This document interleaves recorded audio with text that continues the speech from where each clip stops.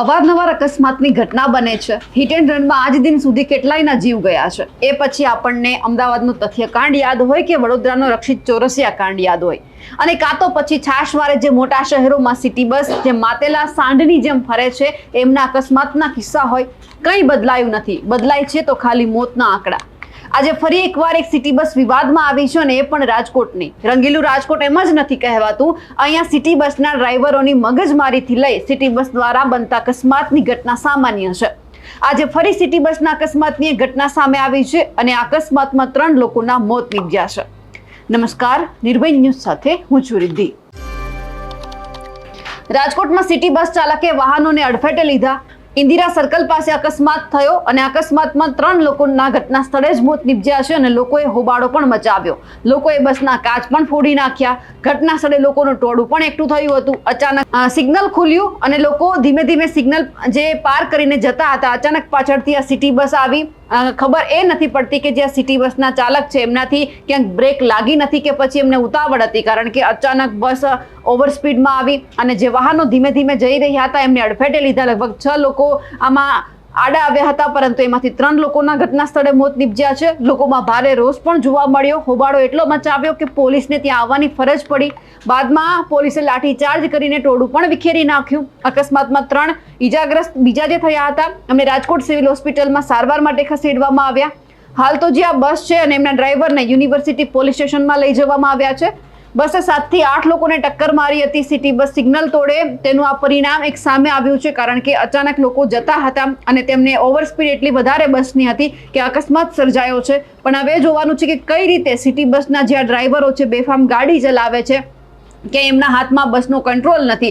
એવા અનેક કિસ્સા આપણે રાજકોટમાં જોયા છે અને અકસ્માત છે છાસવારે આપણે બનતા પણ જોયા છે। તેમ છતાં ક્યારે એવા પગલાં લેવામાં નથી આવતા કે આ ડ્રાઈવર છે તે કંટ્રોલમાં ગાડી ચલાવે, પોતાની બસ ચલાવે, એમના હાથમાં સ્ટીયરિંગ છે। પણ કેટલાય લોકોના આમ જે મોત નીપજી ચૂક્યા છે એ પણ આપણી સામે આવ્યું છે। પણ હવે જોવાનું છે કે હજુ પણ જે 3 થી 4 લોકો સારવાર હેઠળ છે એ આગામી સમયમાં એમની સાથે શું થવાનું છે। પ્રાર્થના લોકો એવી જ કરી રહ્યા છે કે ઝડપથી સાજા થઈ જાય, કારણ કે અચાનક જે અકસ્માત સર્જાયો ઘટના સ્થળે 3 લોકોના મોત નીપજી ચૂક્યા છે। પણ હવે જે રીતે અચાનક જે ટોળું છે તે એકઠું થઈ ગયું હતું, પોલીસ સાથે ઘર્ષણ થયું, તે આપણે જોઈ લઈએ કે કારણ કે ઘણા બધા પરિવાર છે એમણે પોતાના પરિવારજન ગુમાવ્યા છે। ગુસ્સો તો રહેવાનો છે, પણ પોલીસે ત્યાં આવીને શું કર્યું તે પણ જોઈએ।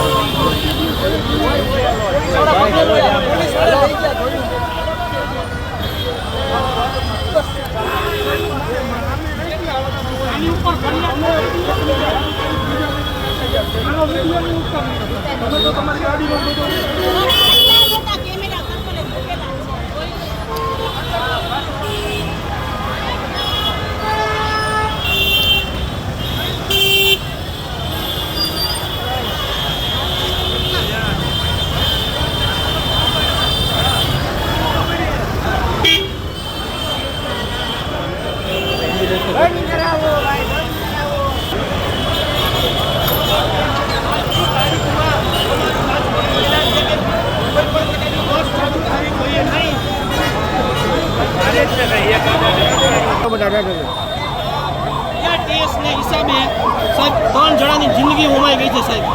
એનું શું કરવાનું? ભાજપની ભ્રષ્ટાચાર, કોઈ પણ બેદરકારી નહીં સાહેબ। ભાજપના તમામ નેતા સૂએ છે સાહેબ। એના બાળકો હોય તો પહેલાં પૂછી ગયા હોય સાહેબ। આ નથી બોલવું તે બોલવાનું મન થાય છે સાહેબ। કોઈ પણ પ્રકારના સિગ્નલ નહીં, સિગ્નલ ઉપર પોલીસ હોય છે, કોઈ એની રીતના વાતોમાં મસ્ત હોય છે। મારે સાહેબ પૈસા કેમ આવે, ઓલાને પકડું તો પૈસા કેમ આવે, એમાં જ સાહેબ ભેગા છે। સિગ્નલ બંધ હોય તો શું કહેશો આખી ઘટનાને ધ્યાનમાં લઈને? આખી ઘટનામાં 5 થી 6 જણાને ઉડાડ્યા છે, આમ તો 10 થી 12 જણા છે. આ કૂતરાઓ અહીંયા હરામી પૈસા ખાવા માટે જ અહીંયા ઊભા રહે છે. હરેક સિગ્નલ ઉપર તમે જોઈ લેજો, એ પૈસા ક્યાં એનો વહીવટ થાય ને એ જ કરે છે. ને ઓલા ગૃહમંત્રીને કે આના વરઘોડા કાઢો તમે પહેલાં, આ કરવાની જરૂર છે. આ હરામી છે ને જ્યાં હોય અહીંયાથી આ કરવાનું કરે છે. Thank you.